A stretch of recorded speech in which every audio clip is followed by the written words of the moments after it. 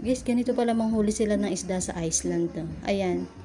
Gumamit sila ng chainsaw para meron silang space para sa kanilang pamingwit, pampain.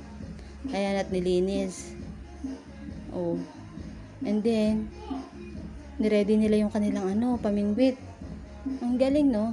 Isipin nyo, guys, talaga palang merong mabubuhay ditong mga isda. Kahit buong paligid ay puro yelo. At least, wala rin ka bilasa-bilasa yung isda dito. Kahit mamatay, frozen. Hindi masisira agad. Nakakatuwa, no? Isipin mo, ganito yung kanilang panguhuli dito sa Iceland. O, yun. Nakahuli na ng isa. Ang galing. Nakakatuwa lang, no?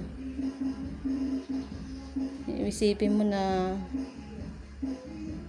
nakaka-amaze talaga na ganito. Oh, nakahuli na naman.